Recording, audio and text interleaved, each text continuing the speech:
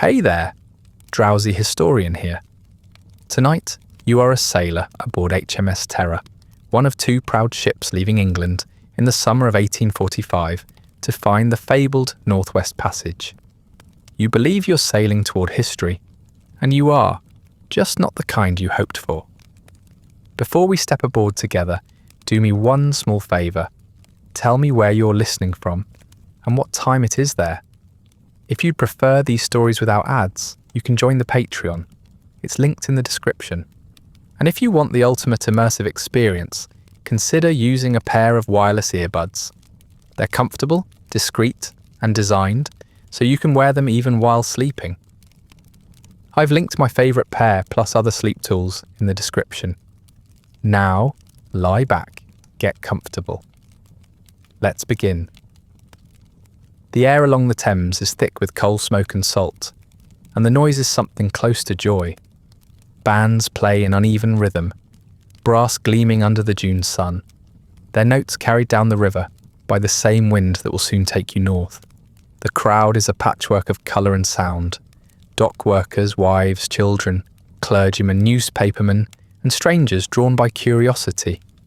They lean forward as if proximity might grant them a share in the glory. Flags snap from every mast, bright as flame, against the dull water. The names Erebus and Terror gleam in fresh paint. Black hulls immaculate, brass polished to a mirror's edge. You can see your own face warped in the sheen of the fittings, half proud, half uncertain, but you turn away before you can study it. There's no room for doubt in a scene like this. The Empire has conquered every continent except the cold. Today, it intends to fix that. The deck beneath you vibrates faintly as the engineers test the engines, the newest pride of British design. Steam hisses from pipes, a reminder that this expedition will not rely solely on wind. The officers boast that Terror and Erebus are indestructible. Reinforced hulls, heated cabins, canned provisions for years, libraries of navigation charts, and scientific instruments packed neatly beside crates of silver plate. You've never seen a vessel so prepared. Even the surgeon's tools gleam like ornaments. The chaplain, standing by the mainmast, speaks of destiny and divine guidance. The sailors call it luck. There's laughter everywhere, and even the gulls seem to approve, circling overhead like omens you choose to read as good ones. You've written your last letter home and sealed it carefully, your handwriting still shaky from the previous night's celebration. You imagine it arriving weeks from now, your mother tracing the words, your sister showing it to the neighbours. He's bound for glory, she'll say, and for a moment you believe it. Around you, the ship is alive with movement. Sailors climbing rigging, marines drilling, officers posing for sketches, artists on shore hurry to capture the moment, ink pens scratching across paper. The smell of tar, tobacco, and anticipation mixes in the air. Every man aboard carries the same thought, though few say it aloud, to be remembered.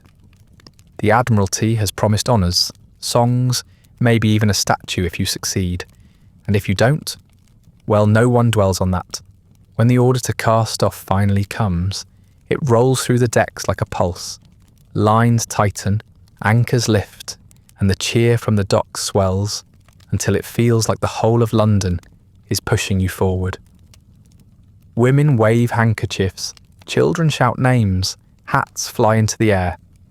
The officers raise their caps in response, their faces composed but glowing. You grip the railing, watching the city shrink into distance, its chimneys, its cathedral spires, its endless noise. The river widens and the smell of land fades. You've never seen the sky look so clean. Someone nearby hums a tune that catches on the wind. Half hymn, half drinking song.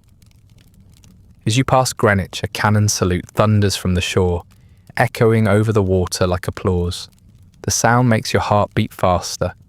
You tell yourself that this is what history must feel like when it begins. The sun glints off the water in sharp flashes, and for the first time you notice how the light plays differently on the river than it does at sea, smaller, more uncertain, as though it knows it's about to lose its boundaries. You glance toward Erebus, sailing just ahead, its black hull steady, its white sails full. Flags of St. George ripple at the mastheads. Between the two ships stretches the last familiar current of home. By afternoon, the coast has softened to a grey smear on the horizon. The sea grows rougher, its surface no longer broken by reflections, but by waves, each one rising and falling like breath. The crew settles into routine, ropes coiled, instruments checked, watches assigned. The first meal is served, salted beef, hard biscuit, tea. It tastes almost ceremonial, the flavour of departure itself. Men toast to fortune, to discovery, to the passage that will make England richer and the world smaller. You swallow the tea and think it tastes faintly of iron, but you tell yourself, that's just the kettle. As dusk approaches, the light stretches thin and golden. You remember Franklin standing on the quarterdeck back at port, his voice carrying over the water, measured, confident, the voice of a man who believed in order and providence. We go forth, he had said, not merely as explorers, but as servants of civilization. The men had cheered. Even Crozier smiled faintly, though he said little. The words return to you now as the sky darkens, distant and luminous as a prayer half remembered. You think of the maps below deck, blank spaces waiting to be filled with names and coastlines. You imagine your own hand drawing those lines, your discoveries whispered in London drawing rooms, your ship painted in oil for future generations to admire. The wind shifts north, carrying the scent of salt and promise. You can feel the engines below deck humming steadily, the great metal heart of the ship beating in rhythm with the waves. Ahead lies open water, bright and infinite under a sky that seems too wide to belong to anyone. Weeks pass after leaving England. The coast of Greenland lies somewhere ahead, unseen but imagined. The men have grown accustomed to the rhythm of the voyage, the creak of rigging, the whistle of wind, the clang of the galley bell. The air is colder now, but the days are long and kind. The sea widens into a calm expanse, the air bright and gentle with early summer. The crew moves with purpose but without hurry. Every man seems lighter now that the land is behind him. You rise each morning to the rhythmic clatter of boots and the smell of coffee from the galley. The decks glisten with dew that never quite becomes frost, and the light stretches longer each day until it feels as though the sun has forgotten how to set. The officers call it good fortune, a season of grace granted by Providence. To you it feels like a gift from the world itself, as if the sea wants to see you succeed before it begins its tests. The men have begun to relax in their routines. There are jokes shouted between the masts, songs in the evening, and a steady trade of tobacco, buttons and favours. One man keeps a log of seabirds, another sketches the clouds, convinced their shapes can predict weather better than any instrument. You write home again, knowing the letters will never reach England until the next supply ship returns, but the act itself feels like connection, as if ink on paper could stretch back through distance. You tell your family that the expedition is everything you imagined. The meals hot, the air sharp and clean, the officers just strict enough to remind you of discipline without spoiling the mood. You don't tell them about the silence at night. When the wind fades and the ship seems to float between worlds, some things are better left unspoken. Meals are almost festive now. The preserved meats and vegetables taste fresh enough. The biscuits dry but tolerable, and there is always tea. When the weather is good, the men eat on deck, sunlight glinting off tin plates. The surgeon Stanley makes light of his own caution, insisting on clean hands and boiled water, while the chaplain reads aloud in the evenings, his sermons shortened to fit the men's attention. Even Crozier, whose face rarely breaks from reserve, lingers among the crew more often, listening to their stories. Franklin from Erebus occasionally signals across the water, his orders clear and methodical. When the sea is calm, the ships drift near enough that you can see the Admiral himself, a small, resolute figure on the quarterdeck, looking north as if he can already see the passage waiting. The days pass easily. The men wager pennies on when the first iceberg will appear, or who will spot a whale breaching. Some nights, the sea glows faintly, green light trembling beneath the surface, the soft shimmer of plankton disturbed by the ship's wake. You and a few others lean over the rail to watch it, the glow pulsing like a heartbeat in the dark water. It feels alive, a kind of silent applause. There are moments when you could almost forget the purpose of the journey, forget the maps and the empire and the weight of expectation. It feels for a time like freedom. One afternoon, the sky turns the colour of brass and the air warms unexpectedly. The sun hangs low but refuses to vanish, painting the water in gold that lasts for hours. The men call it the midnight sun, and even the most cynical among them admit it feels like a miracle. You sleep poorly in the constant light, waking disoriented and unsure whether it is morning or evening. The world seems to have lost its rhythm, but no one complains. The officers call it summer without night, a phrase that sounds almost holy. Franklin's earlier words echo in your mind, servants of civilization, and you begin to believe them. Science and faith travel easily together here. The naturalists record everything.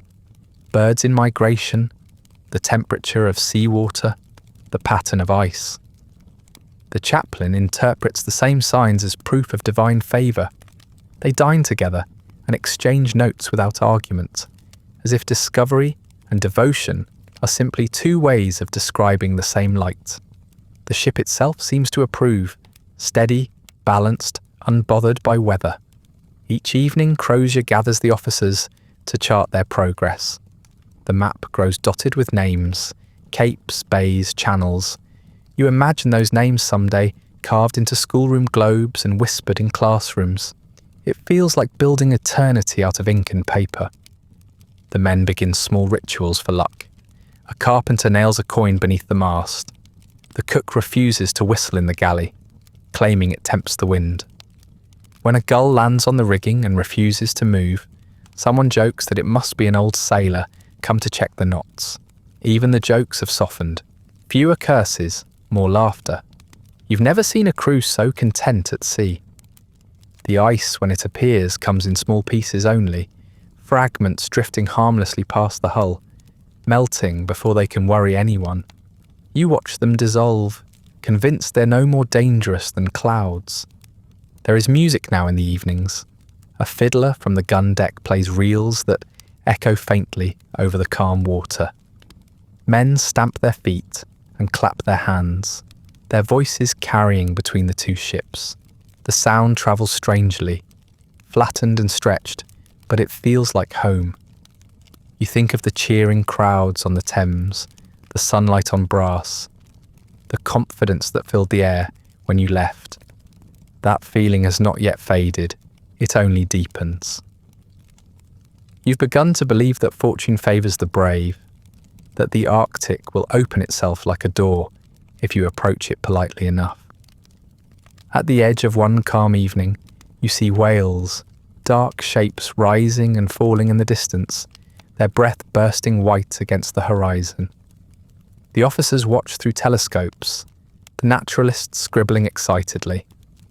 To the crew, it feels like a blessing, a sign that life endures even here, so far from everything human. You lean on the rail and feel the rhythm of the sea beneath your boots, the steady motion of something vast and patient. The sun hovers low, refusing to set, and the air glows like amber. You think foolishly that you could live in this light forever. Weeks pass. The ship's log records steady progress through Davis Strait and into Baffin Bay. Ice still drifts in scattered fields, but the path ahead seems clear. The crew's optimism hardens into certainty. The world feels conquerable.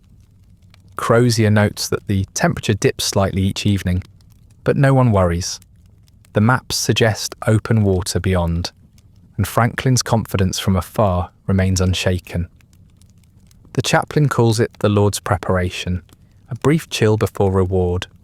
The sea, for now, agrees, calm, shining, endless. Then one evening, as you climb the ladder to take your watch, the light seems wrong. The sun, still above the horizon, looks pale and tired. A low fog rolls in without warning, swallowing the distance between the ships. The warmth that has carried you for weeks slips quietly away, replaced by air sharp enough to sting your throat. The deck grows slick beneath your boots. Your breath smokes in the fading light. You can no longer see the Erebus ahead, only hear her bell sounding faintly through the mist. Around you, the crew moves slower now, voices muted. The horizon blurs into white. It's only a change in weather, you tell yourself. Temporary, like all discomforts at sea. But as the fog thickens and the cold deepens, a thought creeps into your mind that you do not share. Summer, you realise, cannot last forever. The fog lingers for days, sometimes thinning to a grey mist, sometimes closing thick as cloth. You grow used to the sound of the bell on the Erebus drifting faintly through the vapour, a reminder that she's still there, even when she cannot be seen. When the fog finally lifts, it reveals a horizon transformed. The water darker, the air sharper, and strange white shapes floating at the edges of sight. At first, they look like clouds resting on the sea, too solid to be mist, too distant to be land. Then the watch shouts a warning, and the truth becomes clear. Ice, only fragments, but they're all the same. You feel the deck tilt slightly as the helmsman adjusts course, and you hear the faint scrape of a floe brushing the hull. It sounds almost delicate, like glass against glass. The first sight of it excites more curiosity than fear. Men lean over the rails to study it, pointing and laughing. Someone hacks off a small piece with a boat hook and lifts it for the surgeon to examine, holding it up like treasure. The surgeon nods solemnly and declares it ordinary ice, which earns him a round of applause. The mood is cheerful, untroubled. The Arctic, for now, feels like a polite host, testing you perhaps, but not malicious. Even Crozier smiles faintly when the carpenter fashions a small sculpture from a chunk that drifted near the bow. The men pose with it for a daguerreotype, grinning through clouds of breath, the light turning everything silver. Each day the ice grows thicker, though no one says it aloud at first. Small pieces fuse into larger ones. The ship strikes them with dull, heavy knocks that echo through the hull. The lookouts begin to spot pale lines stretching across the horizon, what the charts call pack ice, though few of the men have ever seen it themselves. Still, confidence holds. Franklin signals that the weather is expected to change, that the wind will shift and open the channels. The officers reassure the crew that such conditions are common in these waters. No one doubts it, not yet. You tell yourself that this is what exploration means. Not comfort, but endurance and the pride of meeting difficulty without complaint. By the third week of August, the cold is constant. The wind bites rather than cools, and the air smells faintly metallic, like snow before it falls. You notice frost forming on the rigging in the mornings, fine and white as salt. The deck stays slick even under sunlight. Each day begins with the same routine. Soundings taken, bearings recorded, the same grey walls of ice shifting and reforming around you. The compasses behave strangely, the needles sluggish, as if tired of pointing north. The charts grow less certain too. Bays and inlets appear where the maps insist there should be none. The ship's master mutters that the map begins to lie, and the phrase spreads quietly among the crew until it becomes something close to a superstition. When the first large floe drifts into view, it moves with deceptive gentleness. It's the size of a house, turning slowly in the current, the sunlight pooling on its surface like dull silver. The helmsman steers wide, the ship groaning faintly as it cuts between smaller fragments. The men watch in silence now, their earlier amusement replaced by concentration. You can feel the hull shudder with each impact, though the blows are soft, a steady knocking that becomes the new rhythm of travel. Somewhere ahead, the Erebus gives a long blast of her horn, and the sound rolls over the water like thunder. For several days, the ships pick their way through the drifting fields. There are moments when the ice closes too tightly, and both vessels must slow to a crawl, their engines pushing just hard enough to nudge the slabs aside. Then the wind changes, and the sea opens suddenly, a dark ribbon of freedom stretching west. Each small victory feels immense. Men cheer, only to fall silent again when another band of ice appears. It becomes a dance: advance, hesitate, steer, advance again. Even Crozier admits that the behaviour of the pack is unpredictable.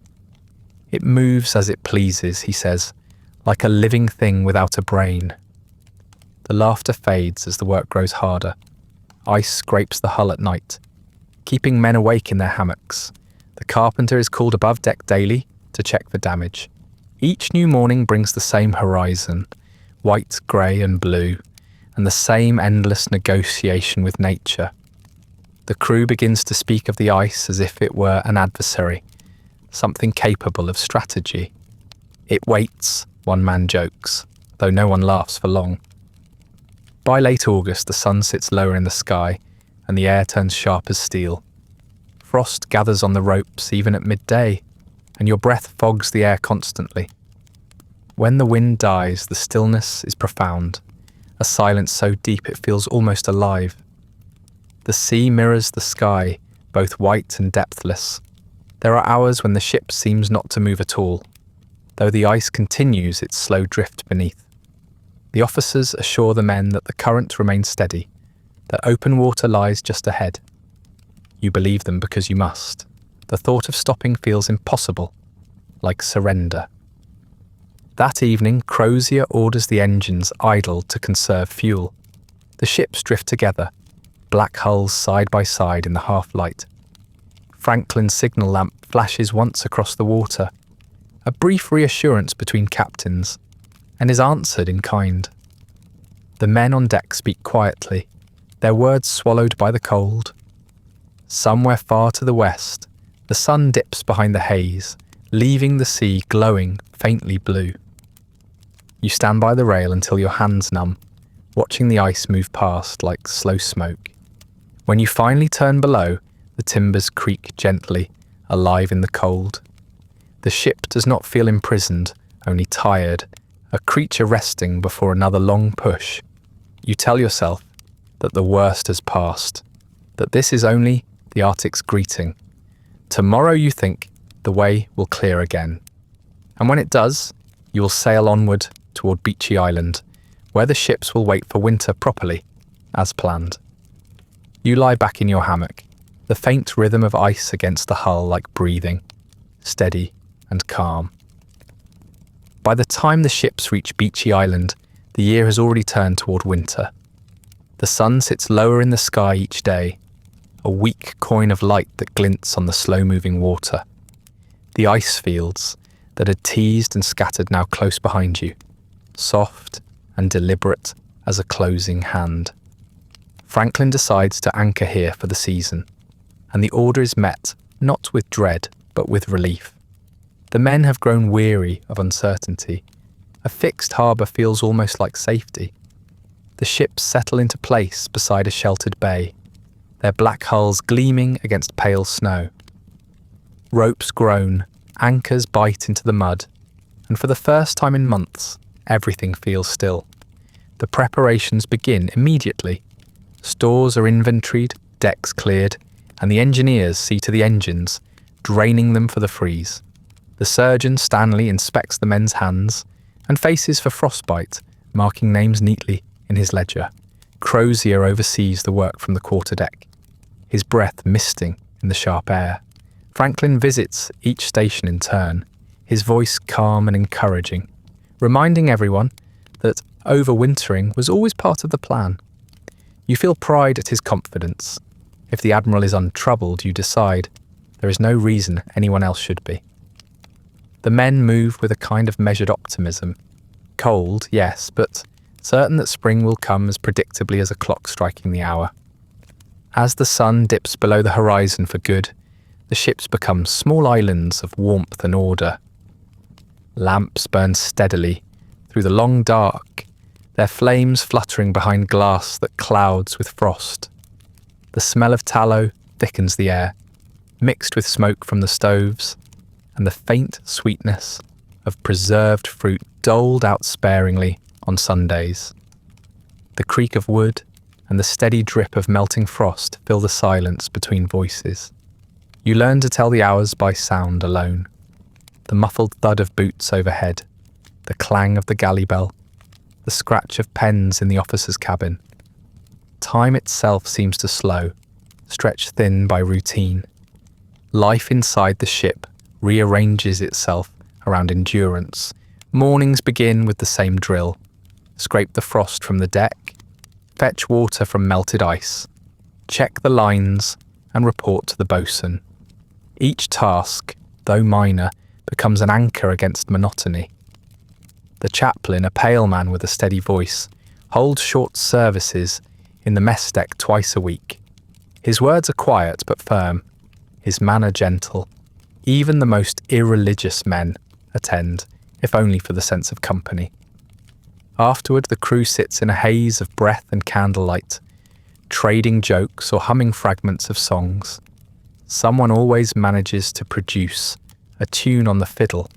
The sound wavers at first, then steadies, spreading through the cramped space like something alive. The officers organise lectures to keep minds sharp.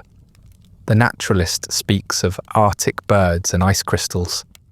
The astronomer about constellations invisible beneath the clouds. A few men practice reading under the chaplain's guidance, their fingers clumsy as they trace words on scraps of paper. Others carve bits of bone or wood into small keepsakes, toys, crosses, miniature anchors, small evidence that time is still moving forward. Crozier visits often, asking simple questions and offering small praise. His presence is enough to keep discipline taught without harshness. Franklin, when he comes below, carries an air of calm assurance that fills the room like a lamp. It is easy in those moments to believe that the cold is merely another obstacle to be catalogued and conquered. By midwinter, the temperature drops so low that even speech seems to freeze in the air. Frost gathers thick on every surface, sometimes inside the cabins themselves. Men wake to find their blankets stiff with ice. The surgeon keeps the worst cases of frostbite in the sick bay, wrapping blackened fingers and toes with cloth dipped in whale oil. His manner remains brisk, his humour oddly cheerful. He insists that Arctic service builds character and claims the cold preserves more than it destroys. You pretend to believe him. Spirits are rationed carefully, but Crozier allows grog on Sundays and holidays, and those evenings feel almost festive. The glow of lamplight turns the air honey-coloured, and for a few hours the ship seems warmer, smaller, almost human. The first death takes the men by surprise. It happens quietly, in early January, when the sun has been gone for nearly 2 months. A stoker named Torrington falls ill, grows feverish, and slips away before dawn. The surgeon writes pneumonia, complicated by exhaustion, in his ledger, his pen steady. The body is sewn into canvas, weighted with stones, and carried to shore. The chaplain reads the service while the wind tugs at his pages. The men stand in 2 lines, their breath rising like incense. The grave is shallow, the ground too hard to dig deep, but the snow covers it quickly, smoothing its edges until it looks as if no one had disturbed the earth at all. 2 more follow before the light returns. The first Hartnell dies after a long illness. The second, Brain, is lost in April, when the thaw comes too slowly and the damp air turns his lungs against him. The surgeon stops explaining. The chaplain no longer speaks of divine purpose, only endurance. Still, The burials are done with care. 3 crosses rise from the slope above the bay, their lines clean and perfect against the horizon. The men visit them when the weather allows, leaving bits of wood or brass at their bases. No one talks about the deaths for long, but the silence that replaces those names has weight. You feel it in the mess hall, in the lowered voices and the quieter laughter. It isn't fear yet, only recognition. The Arctic has begun to take its share. Through it all, the routine continues. The decks are kept clean, the fires burning, the journals updated, the officers still make their rounds, the chaplain still reads, and Crozier still watches the horizon through his glass, though there's little to see. In that sameness, life becomes strangely peaceful. There is comfort in repetition, in the illusion of control. The men begin to call the island a winter home, half joking, half true. Even the ice, once a threat, has become a kind of companion. Vast, steady, unchanging, it is easy to forget that it moves at all. By March, a pale glow returns to the edge of the sky. The light grows a little stronger each day, sliding across the snow like a ghost of summer. The men cheer when they see the first direct sunlight. It spills weakly through the portholes, catching the frost and turning the cabins to silver. For the first time in months, the air inside feels thin with hope. The officers speak of preparation and movement. The surgeon checks his supplies. The word spring becomes something almost sacred. When the last of the snowstorms fade, the crew ventures out to the graves again. The crosses stand exactly as before, unweathered, unmarked, perfect. The island seems untouched by all that time, the snow smooth and white as new paper. You look across the frozen bay and imagine open water just beyond the horizon. The light is pale, but it glints on the ice like a promise. Spring means freedom. The thought feels certain enough to warm you. For the first time in months, you let yourself believe it. The first crack of thaw sounds like gunfire. It comes early one morning in June, sharp and echoing through the bay, startling the crew from their bunks. For a moment, no one believes it. Then another comes, deeper, closer, a splitting groan that rolls through the hull like thunder. The men spill onto the deck, their breath clouding in the chill air. Before them, the ice that held the ships captive all winter begins to move, slow but deliberate, drifting apart in slabs the colour of old glass. The sound is both terrifying and beautiful, the world shifting after months of silence. Someone laughs, then another, until the noise spreads across the deck. After so many months of stillness, motion feels like deliverance. By midday, channels of open water stretch between the floes, glinting under the pale sun. The ice still groans and protests, but it yields all the same. Crozier gives the order to ready the engines. The men cheer as steam rises from the funnels, a sight and smell that feels almost foreign now. The ships lurch forward, their hulls cutting through slush that hisses and breaks apart. The men lean over the rails to watch the water churn, as if reassuring themselves that it's real. Beachy Island shrinks behind them, the 3 small crosses fading into a line of white. No one says goodbye, but everyone looks back at least once. The movement restores something that had been dormant for months. Voices return to normal volume. Laughter rings brighter. Even the officers seem lighter in step. The surgeon stands at the rail, face tilted toward the sun, murmuring about the return of circulation to his fingers. The chaplain smiles for the first time in weeks, remarking that the Lord rewards patience. Franklin, on the Erebus, sends a signal flag to Terror that reads simply, "God is good." Crozier answers with a short formal acknowledgement, proceeding south. The men cheer anyway, waving their caps, as though they have just been told that the passage is already found. The journey south through Peel Sound feels almost like rebirth. The water gleams dark and open, dotted with icebergs that drift lazily in the distance. The air smells faintly of salt instead of smoke, and the constant creak of the hull under pressure is replaced by the steady rhythm of wind and sail. For the first time in a year, the ships move with confidence, carving their paths through water that seems to invite them onward. The officers consult charts daily, marking their slow but steady progress toward King William Island. Each new coordinate feels like a small triumph. The men speak again of medals, of the newspapers that will print their names, of the admiral's wife who will surely receive them with tears of pride. Days stretch long and luminous. The Arctic sun circles but never disappears, turning the sea into a mirror that glows silver and gold by turns. You grow used to sleeping in half light, your dreams filled with the gentle roll of motion. Meals are taken on deck when the weather allows, the sound of spoons and mugs mingling with the rush of waves. The air, though cold, feels alive again. The men take to polishing brass, mending ropes, and joking about how civilized the Arctic has become. Not half so bad as the Thames in fog, one says, and the others laugh. Hope, once rationed like grog, now flows freely. Still Crozier remains cautious. He keeps the watch doubled and checks the instruments himself each evening.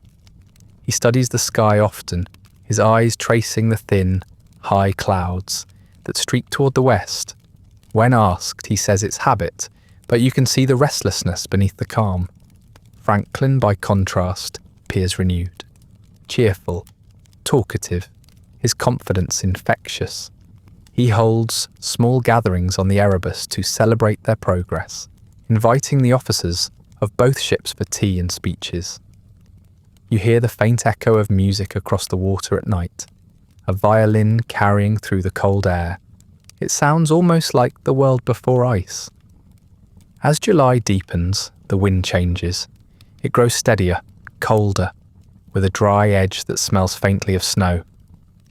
The sea narrows as the ships approach King William Island, the channels tightening with drift ice that bumps lazily against the hulls. The men take it as no more than a sign of latitude, the Arctic reminding them that victory will not come without resistance. They chip the ice from the rigging in the mornings and sing while they work. When fog rolls in, they light lanterns along the deck to guide one another, their reflections flickering across the grey water like a string of distant fires. One evening, as the fog lifts briefly, you see land ahead, a low dark line half buried in snow. King William Island. The sight brings a cheer from the crew, a renewed sense of purpose. Franklin signals the order to proceed along the coast. The men whisper that this is it, the true gateway to the passage. You feel it too, the fragile thrill of achievement, the belief that history is bending in your direction. The maps for once seem to agree. Every man aboard believes they will return home before another winter comes. But the days grow colder, faster than expected. The fog thickens again, heavy and wet, muffling sound and distance. The sun dims behind a veil of haze, turning the sky to pewter. The air takes on that same metallic taste you remember from the previous year, the scent of frost not yet formed but inevitable. The ice returns quietly, at first as scattered shards that bump against the hull. Then the pieces grow larger, moving faster, their edges sharp enough to scrape the paint from the ship's side. The men chip it away when it gathers near the bow, still laughing, still sure it will pass. By the end of August, the laughter fades. The channels they navigated weeks before begin to narrow. The sound of ice grinding against wood becomes constant. No longer a curiosity, but a warning. Crozier watches the horizon in silence, his breath rising in thin clouds. Franklin, ever hopeful, insists the wind will change soon. Orders remain calm, but the men work faster, as though speed itself might outrun the cold. You can feel the ship's motion slowing with each day, a subtle drag, the sea turning sluggish beneath the keel. The change happens almost quietly, as though the world has decided not to announce it. One evening in early September, The sea that still moved at noon has stiffened by dusk. Slabs of grey ice drift closer, their edges locking together with soft, deliberate clicks. By morning, the water has vanished altogether, replaced by a flat white sheet that stretches to the horizon. The ships are trapped before anyone fully understands what has happened. There is no sudden collision, no storm, no warning, just stillness, immense, heavy, absolute. When Crozier orders soundings, the lead line comes back caked with ice instead of water. The men stand in silence, breath clouding in the sharp air, waiting for someone to say it aloud. No one does. The officers try to keep the first days orderly. Sails are furled, ropes coiled, the engines checked and shut down. The men are told the entrapment is temporary, a matter of days, perhaps weeks. The temperature has dropped early, that is all. The wind will shift, and the ice will drift apart again. The words carry easily through the decks, and for a little while they sound true. The crew returns to routine, cleaning, cooking, small repairs. Yet beneath the rhythm of labour, the silence of the frozen sea presses against the hull like a thought that refuses to leave. The ice is no longer a thing the ship moves through. It is a surface the ship sits upon. The realisation spreads slowly, like cold through metal. By mid-September, it is clear that the thaw will not return. The ice no longer drifts, it grows. The men take to clearing it from the hull, hacking at it in thick chunks that clatter uselessly against the surface. Each day they work, and each night it reforms stronger than before. The sound it makes, a slow groan that rises from below, becomes part of the ship's breathing, as constant as the creak of wood. The Erebus is caught a few hundred yards ahead, her masts ghostly in the pale light. Signals flash between the two vessels, small flickers of human movement in a landscape that feels beyond human. When the lamps are doused, the darkness is total. The Arctic night seems to erase not only distance but sound. The cold settles deeper with each passing week. Frost thickens along the beams inside the cabins, growing in delicate white patterns that glint in lamplight. The air is dry enough to crack skin. The surgeon issues strict instructions about clothing and rations, but the food already tastes wrong. The canned meat, once the pride of the expedition's provisions, opens with a hiss and a smell that makes men wrinkle their noses. Some tins are greasy, others sour. The surgeon insists the contents are safe, that the odd taste comes from the cold, but few believe him. The flavour lingers metallic and bitter, coating the tongue like a warning. Men whisper about sickness in low voices at night, but nothing official is said. The logs remain factual. Temperature, wind, latitude, condition unchanged. With motion gone, time itself begins to change. Days bleed into one another, each one marked by the same routines. The chaplain holds services twice a week in the mess deck, his voice steady but quieter now, his sermons turning from gratitude to repentance. He speaks of patience, of faith, of the virtue of waiting for God's season rather than man's. The men listen, but their eyes wander to the frost creeping across the ceiling. The prayers sound thin against the weight of the silence. Crozier attends every service, standing rigid at the back, his expression unreadable. Afterward he meets with the officers, his tone clipped and practical. Morale, he says once, is a form of heat. Keep it burning. The crew obeys because obedience is all that remains. Watches are maintained, meals rationed, lanterns trimmed. Every task is completed as if the ship were still moving. It is easier to pretend that way. Yet irritability grows like mould in the dark corners of conversation. Small arguments flare, over cards, over food, over nothing at all. Men forget simple things. A name, a step in a routine, a word halfway through a sentence. The surgeon blames fatigue and confinement. The chaplain blames doubt. The truth lies somewhere colder, inside the food itself. The poison is too slow to name, too subtle to detect, but you can feel it in your own hands. The slight tremor when you write, the heaviness that never leaves your limbs. By December, the world outside has frozen completely. The temperature falls so low that even the air feels brittle. The sea, now indistinguishable from land, glows faintly under the moon, the ice stretching unbroken in every direction. The terror might as well be built into the landscape. Each footstep on deck echoes hollow and strange, as though the sound doesn't know where to go. The men move slower, conserving strength. The surgeon's ledger grows heavier with minor ailments, frostbite, dizziness, exhaustion. He writes without comment, his pen scratching steadily through the evenings. Crozier walks the decks in silence, lantern in hand, stopping often to look out at the Erebus. You see him there sometimes, motionless in the cold, the light flickering against his coat like a tiny flame resisting the dark. The chaplain's sermons shrink to a few sentences now.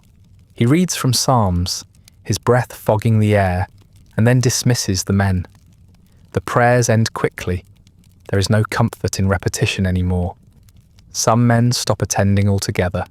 Others linger afterward, sitting in silence long after the chaplain has gone. They do not speak or pray, just listen to the faint groan of the timbers, as though the ship itself might be whispering an answer. You join them once, hoping to hear something beyond the usual sounds, but all you catch is the creak of wood and the distant crack of ice shifting far below. The world outside is still alive, but in a way that feels indifferent to yours. When the new year comes, it does so without ceremony. There is no toast, no cheer, no acknowledgement. The calendar flips because it must, but the world does not notice. The men have stopped asking when the thaw will come. They speak instead of what they will do when it does, as if speaking in the future tense keeps the present from swallowing them whole. The officers maintain logs that all say the same thing. Ice unbroken, weather constant, ships secure. The handwriting grows shakier with each entry. The light returns slowly that spring, thin and metallic, crawling across the horizon, without warmth. The men greet it with indifference now. They have learned that light does not mean heat, and heat does not mean freedom. The ice remains the same, white, cracked, eternal. The ships groan under their own weight, wood swelling and sighing as if alive. The officers' logs repeat the same sentences they have written for months. No change in conditions, provisions steady, morale fair. The words are neat and calm, but the men themselves are not. Faces have grown gaunt, voices dull. Even laughter sounds rehearsed, an echo of what it once was. Each day begins the same and ends the same, with only the weather to mark the difference. The expedition moves, but only in the smallest ways, further inward, further down. Sir John Franklin grows weaker through the spring. It begins subtly, a stiffness in his gait, a lingering cough, a pause between words when he addresses the men. The surgeon calls it fatigue of command, a polite phrase for an ailment no one can name. He still appears on deck each morning, wrapped in his heavy coat, his breath misting in the air as he peers toward the horizon. To see him standing there gives the men comfort. He embodies the idea of England, upright, dignified, certain of purpose. When he salutes Crozier or Fitzjames, it is as though London itself has spoken. Yet even the officers can see the tremor in his gloved hand, the grey in his complexion. The Arctic is not impressed by rank, and Franklin is no exception. By May, he spends more time below deck, his meals sent to his cabin. The surgeon visits daily, carrying his notebook and his air of professional optimism. He prescribes rest, warm broth, and prayer. Franklin accepts all three with quiet grace. When he speaks, it is of home, of the Thames, of his wife's letters, of how history will remember them when the passage is found. The younger officers nod politely, unwilling to contradict him. Outside, the ice cracks like distant thunder, and the sound fills the silences between his words. You wonder if he hears it too. Crozier takes on more of the daily command. His voice has grown sharper, his instructions brisk and cold as the air. The men respond automatically, but the ease of obedience has faded. Orders that once inspired confidence now feel like obligations performed by rote. The routine is all that remains: meals, watches, reports. The chaplain still holds services, though his hands shake as he turns the pages of his Bible. The verses he chooses have changed. Once he spoke of discovery and glory, now he speaks of endurance and redemption. He prays longer than before, as if more words might summon an answer from the silence outside. When Franklin dies, it happens quietly, almost politely, as though he had planned it to cause the least disruption. It is early June, the air thin and cold, a weak sunlight filtering through the porthole. The surgeon is with him, along with Fitzjames, who records the time and the words of his final prayer. Crozier arrives moments after, removes his cap and bows his head. There is no announcement, no formal gathering. Word spreads through whispers, carried from deck to deck. Each man learns the same way. A quiet murmur, a pause, the slow nod of acknowledgement. No one cries. The sound that follows is not grief, but stillness, a collective intake of breath that never seems to end. The body is prepared with care and wrapped in canvas. A small burial party is chosen. The surgeon, the chaplain, and 6 men take the sled across the ice toward the nearest rise of land. The ground is frozen, unyielding. It takes hours to break the surface, pickaxes ringing in the cold air. The chaplain reads the service in a trembling voice, his breath fogging the words. Crozier stands beside him, head bowed, hands clasped behind his back. The coffin is lowered into the shallow trench, stones packed carefully around it. The sound of the last rock settling echoes sharply across the ice. When the ceremony ends, no one speaks. The men turn back toward the ship, their footprints already half filled with drifting snow. Behind them, the mound of stones stands small against the endless white. It looks less like a grave than a marker, a single point of human defiance in a world that no longer notices. That evening the ships are unnaturally quiet. The usual sounds, laughter, conversation, the clatter of tin cups are gone. The men eat in near silence, their spoons scraping against the bowls like small acts of defiance. The chaplain visits each mess in turn, offering brief prayers. Some men cross themselves, others simply nod. No one speaks of Franklin directly. It feels as if he's still aboard, watching from the shadows, the embodiment of discipline that holds them together even in death. Crozier issues no speeches, no gestures of mourning. He knows the men do not need reassurance, they need movement, and there is none to offer. Over the following days, the officers adjust the logs. Franklin's name appears for the last time beside the date, his death recorded in a hand that wavers slightly at the edges. Fitzjames takes formal command of the Erebus. Crozier now leads both ships. Their messages between decks grow shorter, their handwriting smaller. You sense in their words the effort it takes to maintain authority. They continue to dine together when possible, speaking of routes and soundings, as if work alone could keep the ice from listening. Yet the talk always fades into long pauses. No one mentions England. The chaplain's sermons become quieter, his voice swallowed by the wood and iron of the ship. He prays for the admiral's soul, for mercy, for endurance. The men kneel, heads bowed, their breath rising in the dim light. When the prayers end, no one moves. For a moment, the stillness feels holy, as if the ship itself were holding vigil. Then the men stand, collect their tools, and return to duty. The solemnity dissolves back into routine. Faith, like order, survives only through repetition. Crozier carries himself differently now. The calm restraint that once seemed strength has turned to something else, a kind of fatigue that runs deeper than the body. He spends more time alone on deck, staring into the white horizon with a look that is neither fear nor hope, but something colder. When men pass him, they salute quickly and move on. He nods but does not speak. You sometimes see him late at night, his lantern swinging gently as he walks the frozen deck, the light catching in the ice like gold trapped in glass. There is something almost reverent in his silence, as though he listens for a sound that no one else can hear. As the days pass, the rhythm of life aboard both ships continues, though slower now, as if every movement must be remembered before it can be made.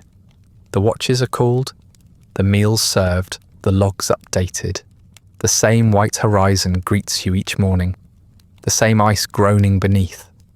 The men obey out of habit, but the spark has gone.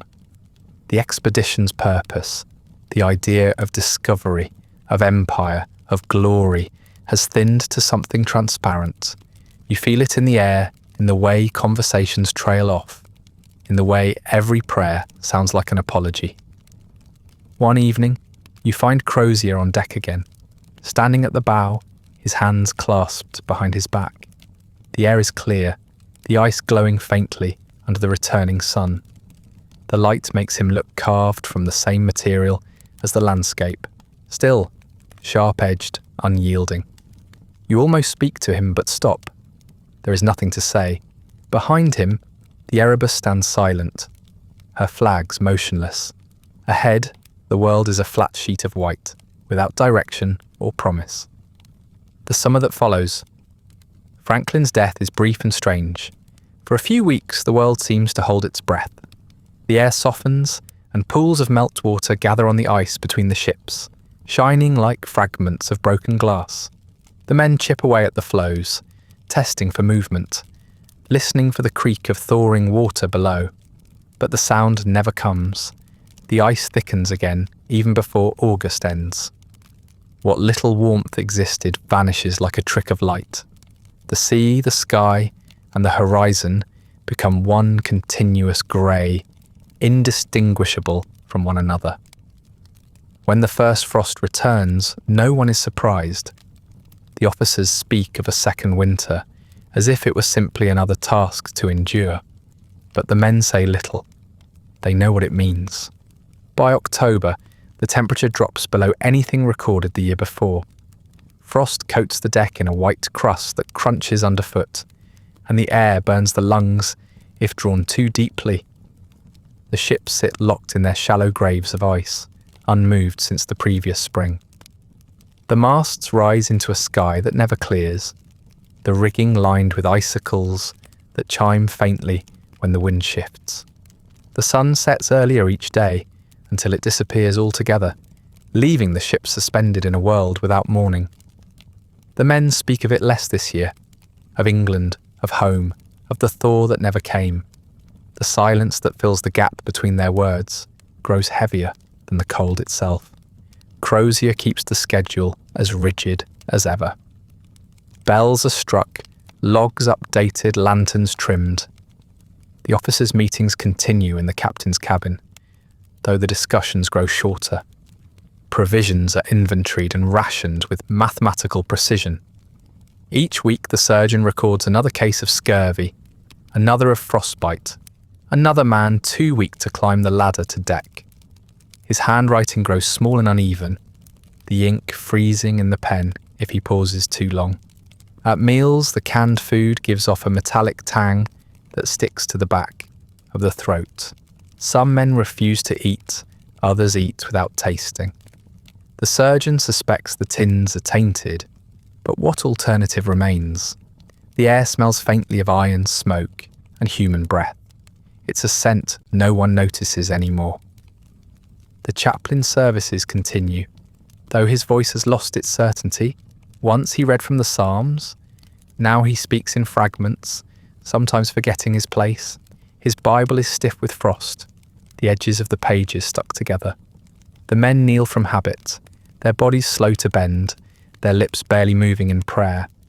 The room feels smaller each time, the air heavy and close. When the service ends, they linger, not out of reverence, but because it's warmer than the decks above. The chaplain stands motionless afterward, staring at the flicker of the lamp as if waiting for something to appear in it. Even Crozier's presence offers no comfort now. He attends the services, hat in hand, but his eyes are fixed somewhere beyond the walls. The wind changes tone as the darkness deepens. It moans around the masts, slipping through cracks in the wood and setting the lanterns swaying. The sound begins to resemble voices, sometimes faint and distant, sometimes near enough to startle. A few of the men claim to hear their names, called from outside the hull. Others wake in the night, convinced someone is knocking from beneath the deck. The surgeon calls it auditory fatigue, a symptom of isolation. The chaplain calls it temptation. You call it what it feels like, the ice learning to speak. The longer you listen, the more familiar it sounds, like something remembering how to imitate men. By December, Crozier drinks more openly. At first it is subtle, a second glass after supper, a longer pause before he stands to leave the table. Then it becomes routine, like everything else. The officers pretend not to notice. The men know better. There is no judgment in it, only recognition. The grog ration has long been cut, and they understand what warmth costs. Crozier still carries himself with control, his voice calm and steady, his orders clear. But sometimes, when he believes himself alone, he leans against the bulkhead, as if the ship itself were the only thing keeping him upright. The surgeon writes less now, his journal entries reduced to lists and numbers. He no longer remarks on symptoms, only outcomes. Men disappear from the record without explanation. The chaplain's script fades too, sermons replaced by blank pages. The logbooks remain meticulous, though they feel increasingly like fiction. Each line insists the ships are secure, the men disciplined, morale steady. The words become their own ritual, repeated not because they're true, but because truth has grown too heavy to name. January arrives without notice. The sun has been gone for weeks, and the darkness feels permanent. The ship's timbers pop and creak in the cold, a constant reminder that even wood cannot endure forever. When someone dies now, there is no ceremony. The bodies are wrapped, carried onto the ice, and left beneath stones or snow. The chaplain says prayers privately, his voice hoarse and uncertain. The surgeon notes the deaths quietly, marking the dates with a shaking hand. No one speaks of the dead afterward. Their absence feels the same as their presence, muted, inevitable, heavy. The men move through the days like sleepwalkers. Work continues because it must. Clearing snow, mending rigging, checking stores, the same gestures repeated endlessly, each one slightly slower than before. You no longer feel hunger the way you used to. It comes and goes like weather, more memory than sensation. The world outside the hull has stopped moving entirely. The wind no longer changes, and even the ice has gone still. When you stand on deck, it feels like standing in the centre of a painting. Colourless, soundless, fixed. The horizon is so flat it hurts to look at. In February, one of the men on the Erebus goes mad. He claims he can hear Franklin's voice calling from beneath the ice. He spends an entire night on deck, shouting into the darkness, until Crozier himself crosses over to calm him. The man is brought below and never seen again. No one asks what became of him. It is easier not to know. Afterward, the silence grows thicker, as if the world has drawn in a long breath and refuses to release it. Even the creak of the ships begins to fade, replaced by a dull hum that you can't tell is sound or thought. March brings the faintest trace of light again, a pale rim along the horizon, the promise of a sun that does not yet appear. The sight stirs little reaction. Men have stopped hoping aloud. The chaplain delivers what might be his last sermon, his voice so faint that half the words vanish into the air. He speaks of deliverance, but his eyes are closed as he says it. Crozier listens in silence, his hands clasped tightly behind his back. When the service ends, he remains standing long after the men have left. The frost on his coat glitters in the lamplight like dusted salt. You can tell by the set of his shoulders that something has shifted. In April, Crozier gathers the officers in the captain's cabin. The air inside is thick and bitter with the smell of smoke and tallow. His voice is steady, but softer than usual, the rhythm of a man speaking through exhaustion. The ships, he says, will not move again. Supplies are low. The men weaker by the day, and the ice shows no sign of loosening. It is time to try for land. The order comes without ceremony, spoken in the quiet tone of something already decided. The officers gather the men on the main deck, their faces pale in the grey light, their breath drifting like smoke in the wind. Crozier reads from a written directive, his voice calm and steady. Both ships are to be abandoned. The stores will be divided, the sledges packed, and the crews will march to the coast. No one reacts. No one needs to. Every man has known this was coming since the ice returned last autumn. The words only make it official. The last order from the last captain of a fleet that will never sail again. The men set to work without discussion. The air vibrates with the dull rhythm of labour. Boots scraping, ropes tightening, sledges sliding across the ice. Supplies are sorted with ritual precision. Tins of meat, barrels of biscuit, tools, instruments, blankets, and tents. All packed in strict order, checked and rechecked. Some items make less sense. Silver forks and plates from the officers' mess. A pair of framed portraits. The chaplain's heavy Bible. Yet no one questions their inclusion. Habit is the only thing that still binds the world together. Each crate is lashed down with rope that creaks in the cold, the knots freezing as they're tied. The chaplain murmurs a prayer over every loaded sledge. His voice trembles, but he never stops. You work among them, your fingers numb, your breath fogging the air until you can no longer tell steam from frost. The surgeon moves between the crews, checking faces for frostbite and muttering to himself as he writes notes no one will ever read.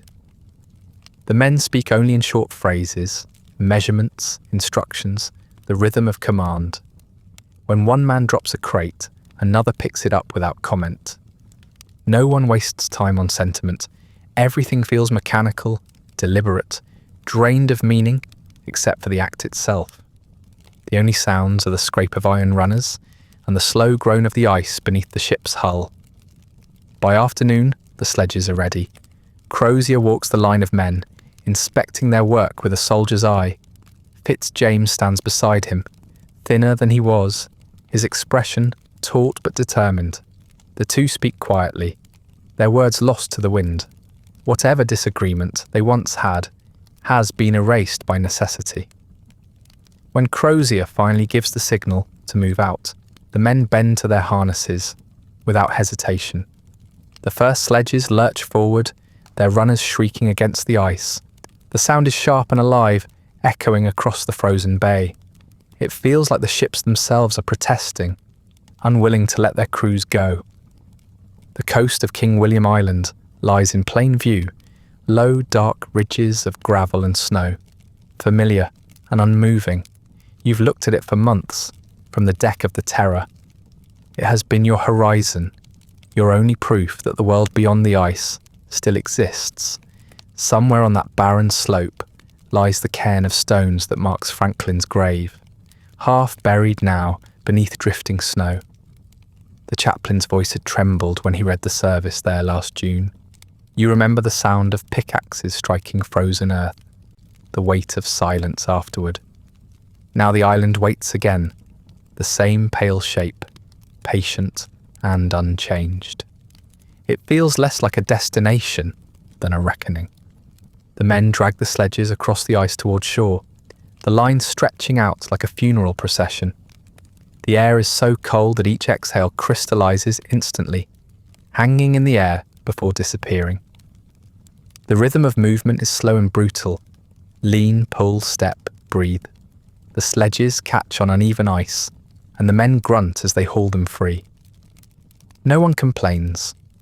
The officers walk among them, offering soft encouragement, though their voices sound mechanical, rehearsed. Each man seems half asleep within himself, moving because motion is the only thing left that feels human. From the rear of the column, you glance back at the ships. The Erebus and Terror stand half embedded in the ice, their masts dark against the pale sky.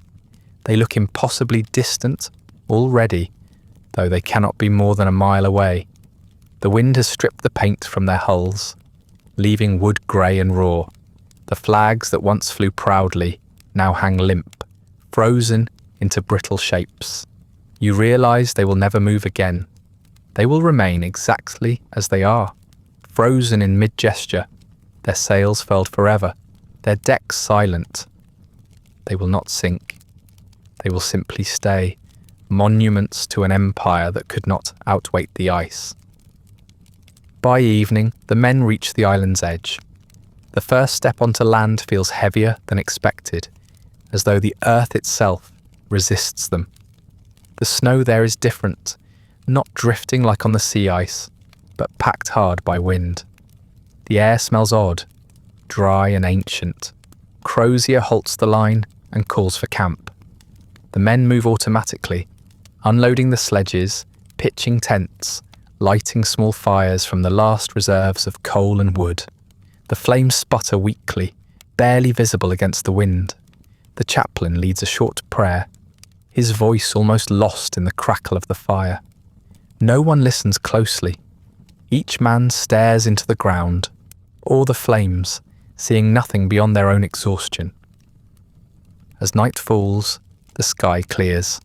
Stars appear, sharp, cold, unfamiliar. The fires shrink to embers. The men eat in silence, gnawing frozen meat and stale biscuit. Crozier sits apart from the others, writing by lamplight in a small notebook. His posture is rigid, his movements slow.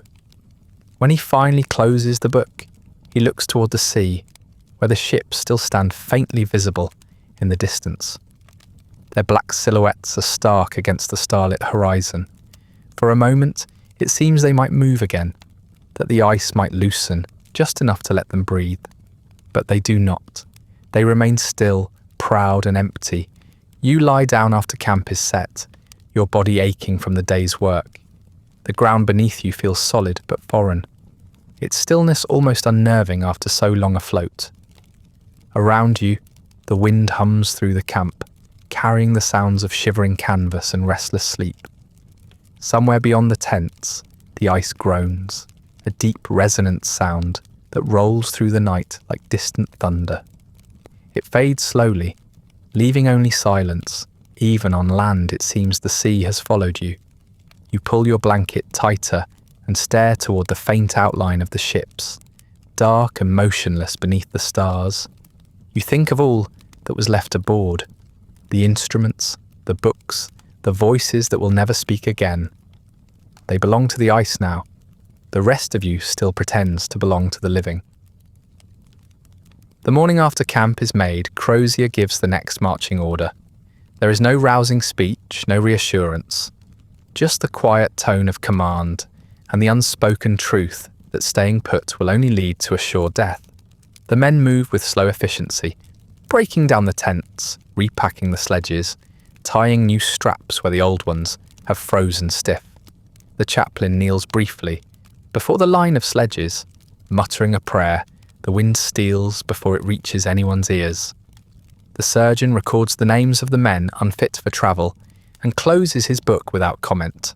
No one volunteers to stay behind, though everyone understands what waiting would mean.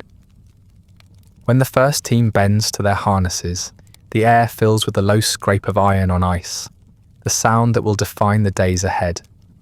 The column stretches thin across the frozen plain, a dark line crawling over white stone. The sledges move slowly, jerking forward a few feet at a time, their runners screaming when they catch on rough ice. The men walk bent against the wind, each step a small act of defiance. They speak little. Words freeze too quickly in the mouth, turning to vapour before they can mean anything.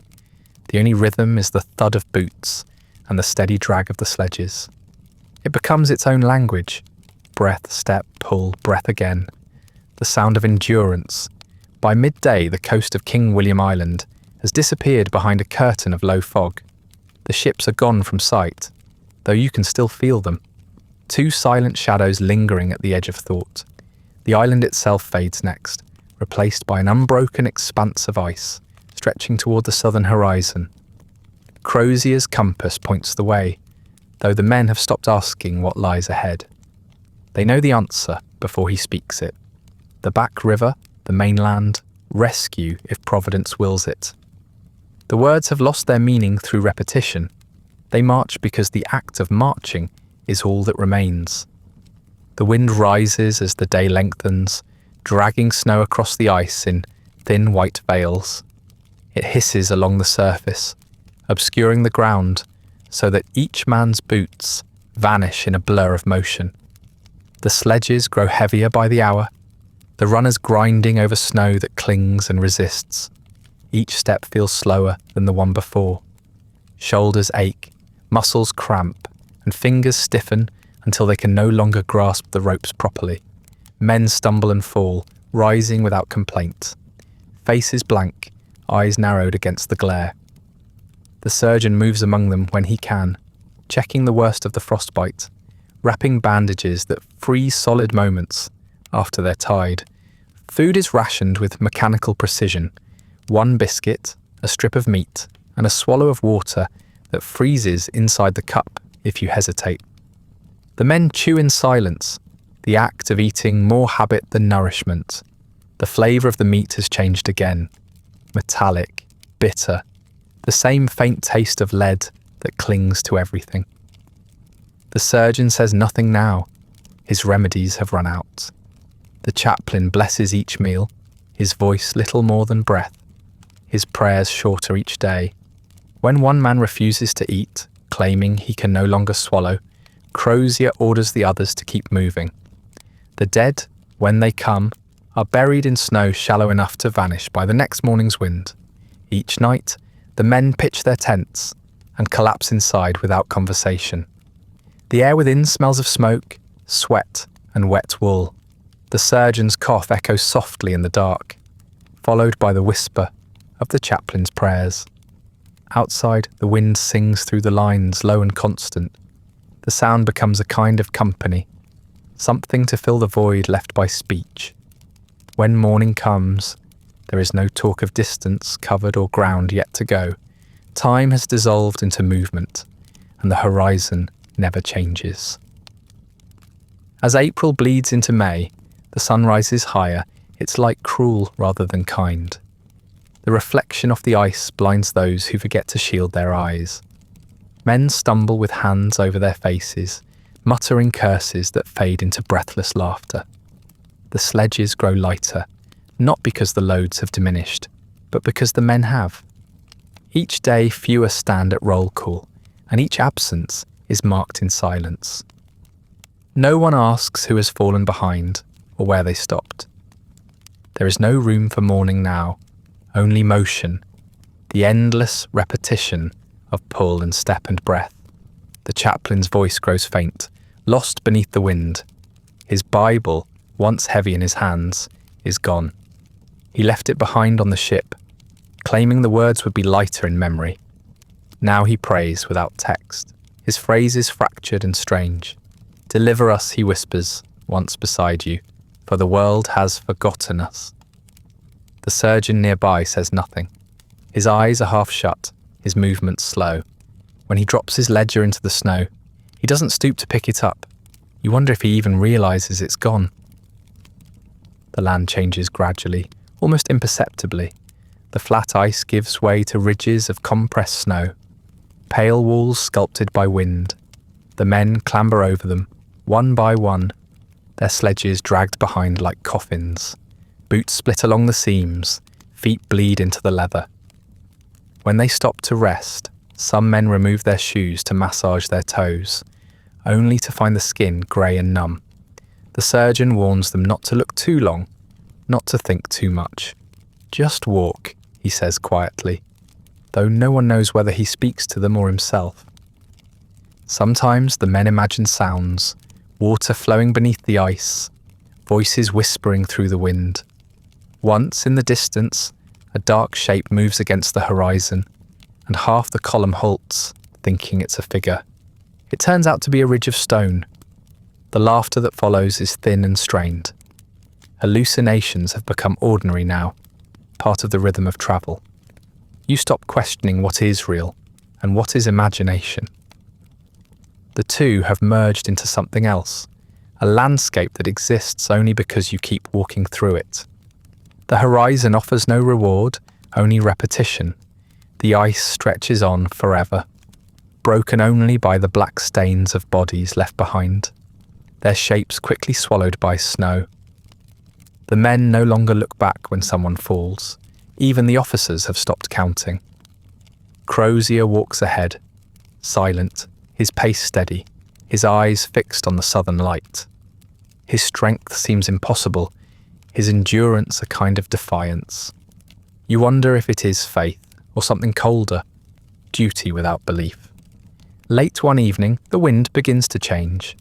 It comes from the west now, sharp and sudden, cutting through layers of wool and leather. The air darkens as clouds gather over the horizon. Snow lifts from the ground, swirling in wide arcs that erase the tracks behind you. Crozier halts the line and signals for the tents. The men move with sluggish obedience, setting them up with hands too stiff to tie the ropes properly. The wind howls louder, rattling the canvas until it seems ready to tear free. The fires are impossible to light.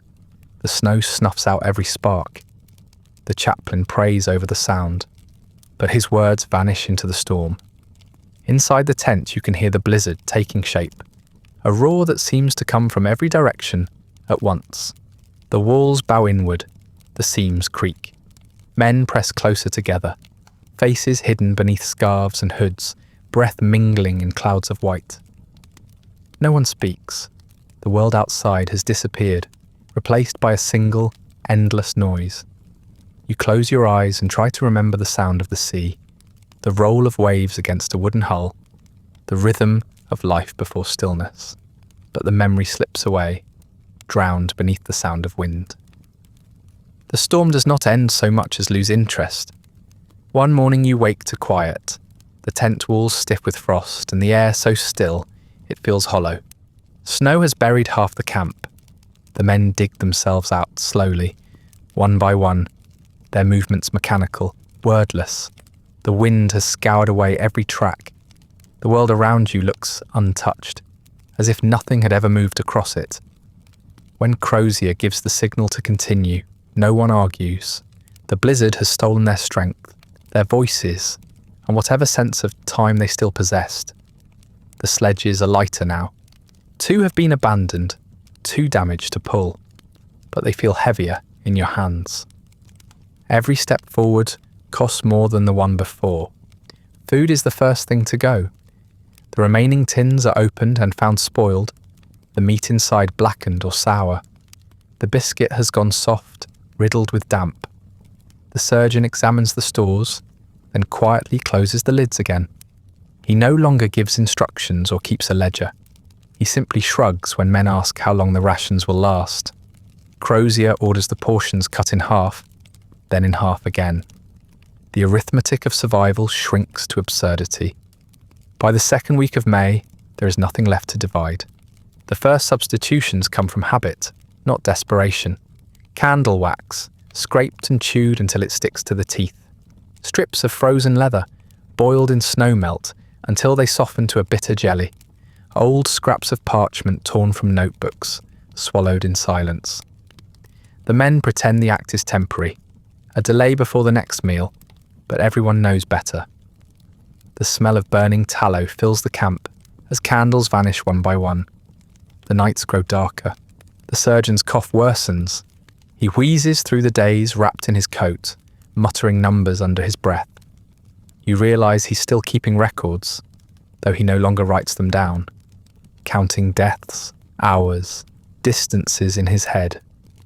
The chaplain sits beside him, hands clasped around a cross made of wire and wood, his lips moving soundlessly. When Crozier passes, he nods but does not speak. His prayers have become private now, internal murmurs between him and a God he no longer expects to answer. The men still salute Crozier when he approaches, but their gestures are slow, uncertain, performed more from memory than intent. The cold is different now, sharper, more intimate.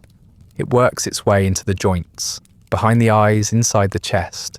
Sleep offers no warmth. Dreams come in fragments. The sound of a clock striking, the smell of coal smoke, the texture of bread breaking between fingers. You wake from them with your mouth open, tasting air that isn't there. Thoughts begin to shorten. They come as single words: warmth, sleep, rest, and fade before they can become sentences. The world outside has simplified too. Sky, ice, snow, shadow. There are no colours left, only shades of white and grey. When a man dies, there is no ceremony. The surgeon no longer checks for cause, and the chaplain no longer recites. The bodies are wrapped quickly and carried to the edge of camp, covered in snow that will not stay. The wind uncovers them again within hours, drifting the shrouds into uneven shapes that look almost like the living. You try not to look, but it's impossible not to notice when you pass them. The faces frozen in surprise, the hands curled around nothing, the strange stillness that looks almost like peace. By June, the hunger changes. It stops feeling like emptiness and becomes something heavier, a weight that presses inward from the ribs, dull and relentless. The men move slower now, pausing every few steps as if the air itself has turned to water. Crozier allows longer halts, though the word rest has lost meaning. You sit when he tells you to, lie down when he says rise, but the difference between either is barely felt. The world has narrowed to a single rhythm: breath, pulse, step. The wind sounds like breathing now, a slow whispering that matches your own. The first rumour comes quietly, whispered during a night watch. A man says he saw something strange by the supply tent, a shape bending over a body. No one believes him. The next morning, one of the dead is missing an arm. The snow covers the tracks and no one asks questions. The chaplain looks away when he notices. The surgeon does not look at all. That evening, the smell of smoke mingles with something else, something faintly sweet and metallic. The men eat without speaking. No one pretends not to understand. After that, silence becomes agreement. The line between the living and the dead blurs. The men share less, speak less, sleep in separate corners of the tents. Crozier says nothing, but his face changes, his eyes distant, his mouth set hard. You can see the exhaustion in him, but also a strange steadiness, as if he has accepted that command means nothing now except persistence. When he walks past, the men straighten from habit, even those too weak to stand fully. Leadership, like faith, survives longer than flesh. The chaplain dies one morning without sound. His cross slips from his fingers and lands in the snow, a small glint of metal that no one retrieves. The surgeon dies a few days later, his breath slowing until it simply stops. Crozier closes their eyes himself, his movements gentle, practiced. He leaves their bodies in the tent until evening, then orders them buried outside. By the next morning, the snow has reclaimed them. The wind erases even the outlines. The days stretch on, indistinguishable from one another. The men's faces are hollow now, their eyes dulled to a glassy sheen. Conversation has vanished entirely. When someone speaks, the words sound strange, too loud, as if coming from somewhere else. Even Crozier's orders have shortened to gestures. You can no longer tell how long you have been walking, or in which direction. The sun circles endlessly, giving no sense of progress. Time has broken into fragments: light, shadow, breath, step. You begin to lose feeling in your legs. The pain in your feet fades, replaced by a soft numbness that climbs slowly upward. Your hands tremble when you try to hold the rope of the sledge. You no longer know if it's from cold or weakness. The others move ahead of you, dark shapes swaying in the white glare. Their steps seem soundless now, like shadows drifting across snow. You try to follow, but the distance between you grows with each minute. The rope slips from your hand. You do not pick it up. Crozier notices. He turns, walks back through the snow, and kneels beside you. His face is pale, his eyes rimmed with frost, but his expression is calm.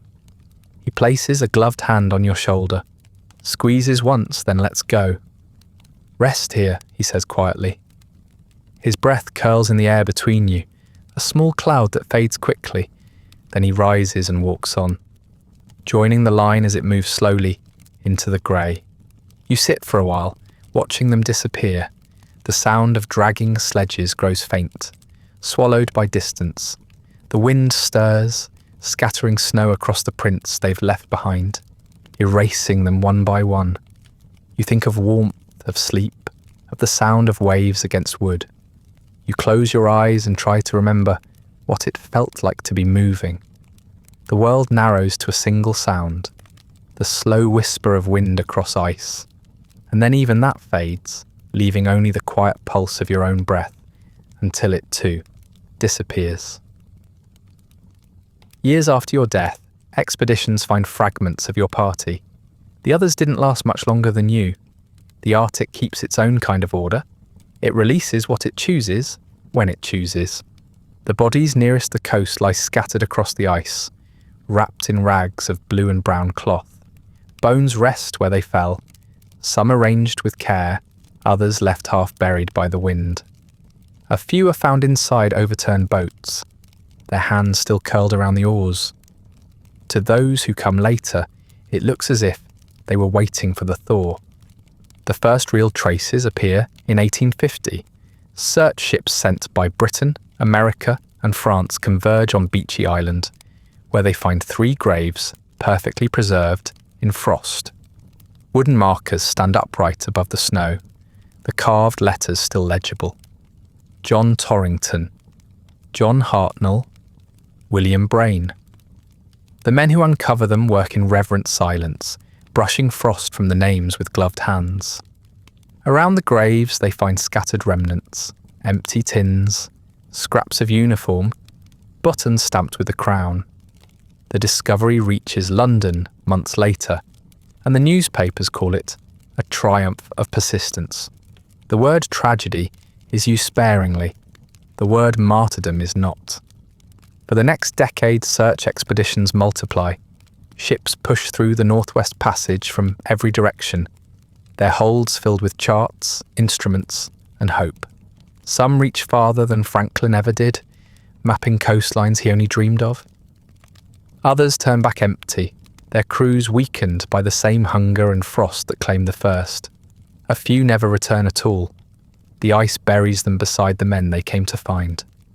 Yet each new failure feeds fascination. London holds lectures, raises funds, and publishes serialized accounts of heroism against the elements. The names of the dead become parables for endurance. In 1854, the explorer John Ray brings word of what really happened.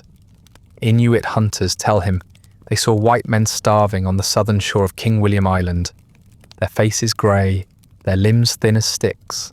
They describe bones cracked open for marrow, flesh cut with knives. Ray records their words carefully, without ornament or condemnation, and carries them home. The news enrages England. Franklin's widow denounces it as slander. The public refuses to believe that English officers could have done such things. Cannibalism belongs to savages, not to sailors of the crown. Ray is cast out for telling the truth. 5 years later, the final pieces surface. In 1859, McClintock's search party finds a cairn near the coast. Inside is a single note, the handwriting uneven but legible. Sir John Franklin, commanding the expedition, died on the 11th of June, 1847. The ships are deserted. We start tomorrow for the back river. The note ends abruptly. the ink fading mid-line. Alongside it lie spoons, a fragment of cloth, a pair of boots, and scattered bones gnawed clean by time. The discovery satisfies London at last. It is an ending tidy enough for history. Back home, relics of the lost expedition are displayed in glass cases, spoons, journals, bits of cloth bleached pale by salt and sun. Museum labels give each a number, a date, a latitude. The visitors lean close, whispering about courage and endurance, about England's restless need to know what lies beyond the edge of the map.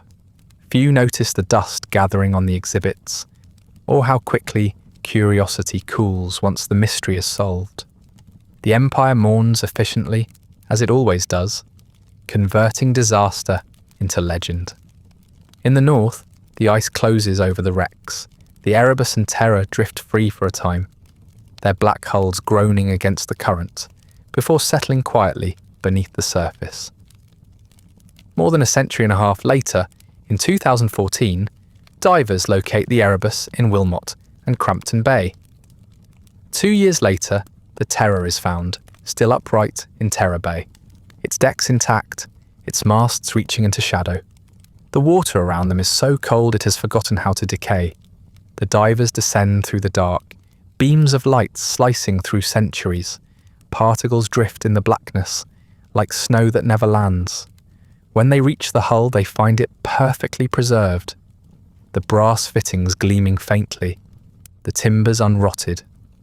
They pass through a doorway into the lower decks, moving carefully to avoid disturbing the silt that waits to rise at a single breath. Inside, everything remains in its place. Drawers still hold instruments wrapped in cloth. Books line the shelves, their pages fused together, the ink blurred into shapes that no longer form words. A lantern still hangs above a desk, its glass clouded but unbroken. The diver's light catches it for a moment, and it glows faintly, as if remembering fire. The cabins tell the same story the bones could not. Nothing here was taken, only paused. A pair of boots rests by a bunk. A plate lies neatly beside a spoon. A folded coat still waits for its owner. The wreck is a time capsule of human order inside a world that does not need it. Every drawer closed, every object returned to its place, as if tidiness could hold back oblivion. Even in death, the expedition's discipline endures. It is beautiful in its futility. Above the divers, the Arctic moves as it always has. Ice shifting, water sighing, wind scraping across the surface. No sound reaches this deep. The world that once demanded discovery has forgotten how to look down. What remains is not tragedy, not even warning, but quiet perfection. The Erebus and Terror sleep in the stillness they sought to master. They are not defeated, only contained, caught between motion and memory. And that brings us to the end of tonight's story. The long frozen echo of the Franklin expedition, where 2 proud ships vanished into the Arctic and reappeared over a century later, perfectly preserved and perfectly silent. A reminder that even the brightest ambitions can freeze into cautionary tales, waiting patiently beneath the ice. Feel free to like, subscribe, or leave a comment with another forgotten corner of history you'd like explored next. If you'd like early access to more of these quiet descents into forgotten history, ad-free audio of the episodes, or just want to support the show, there's a link to the Patreon in the description. If you're listening on a podcast app, a rating or review helps more people find their way to these stories. And special thanks to the supporters who make this show possible, including our chroniclers, Andrew S. and Rich Davis. Sleep well.